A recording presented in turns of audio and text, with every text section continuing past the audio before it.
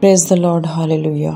मसीह यीशु के जिंदा बाबरकत और जलाली नाम में आप सभी को मेरा बहुत बहुत सलाम। बच्चों, आप सब कैसे हैं? उम्मीद करती हूँ सब ठीक है। खुदावंद आपको बहुत बरकत दे, आमीन। तो चलिए आज हम कलाम पाक में से फजल के मुतालिक पढ़ते, सुनते और सीखते हैं कि फजल क्या है और ये हम तक कैसे पहुंचा।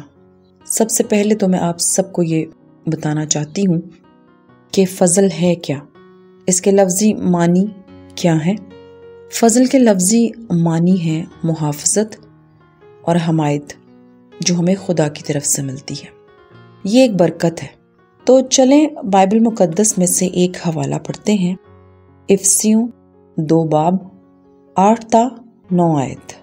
क्योंकि तुमको ईमान के वसीला से फजल ही से नजात मिली है, और ये तुम्हारी तरफ से नहीं, खुदा की बख्शीश है, और ना अमाल के सबब से है, ताकि कोई फख्र ना करे। आमीन। इस आयत में आपने सुना कि ईमान के वसीला से ही हमें कुछ मिला है, यानी फजल ही से। यहाँ मैं आपको समझाती हूँ कि जब बच्चे कुछ अच्छा काम करते या कोई हुक्म मानते हैं तो बड़े खुश होकर उन्हें इनाम देते हैं और शाबाशी भी मिलती है। पर शाबाशी और इनाम उसको करने की वजह से मिलता है जो आपने किया।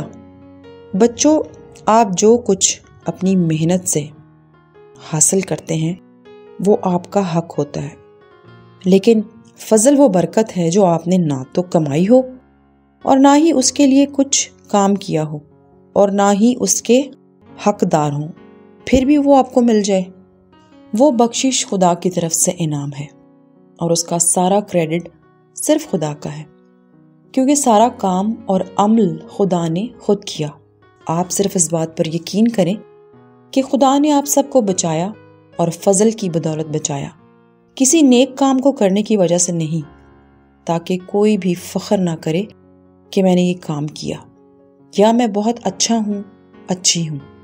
दूसरी अहम बात, फजल सिर्फ आपके लिए और मेरे लिए नहीं है, ये सब इंसानों के लिए है, ताकि सब पर खुदा की मोहब्बत और रहमत जाहिर हो। यहाँ मैं एक और आयत पढ़ूंगी, रोमियो 15 बाब उसकी 7वीं आयत। बस जिस तरह मसीह ने खुदा के जलाल के लिए तुमको अपने साथ शामिल कर लिया है, उसी तरह तुम भी एक दूसरे को शामिल कर लो। यहाँ खुदा का कलाम हमें बता रहा है कि खुदा का फजल सिर्फ आपके लिए ही नहीं है, बल्कि ये दूसरों के लिए भी है। हमें खुदा की इस बख्शीश के बारे में दूसरों को भी बताना है। जैसा खुदा ने हमारे साथ किया, हमें बचा लिया, मुआफ कर दिया, कबूल किया, ठीक इसी तरह हमें भी दूसरों को कबूल करना है, मुआफ करना है, ताकि खुदा को जलाल मिले। मुझे और आपको दूसरों के साथ वैसा ही सलूक करना है जैसा खुदा ने हमारे साथ किया, क्योंकि हम फजल की ही बदौलत बचाए गए, कबूल किए गए और अब इसी फजल की बदौलत जिंदा है। तो बच्चों, खुदा ने अपने बेटे यीशु के वसीले आपको मुफ्त निजात बख्शी। ये खुदा का फजल है। खुदा ने आपको अच्छे वालिदैन दिए, ये खुदा का फजल है। खुदा ने आपको सेहत और सलामती बख्शी, ये खुदा का फजल है। आप एक जिंदा कलीसिया का हिस्सा हैं, ये भी खुदा का फजल है। आप आज़ाद मर्जी के मालिक हैं, ये भी खुदा का फजल है।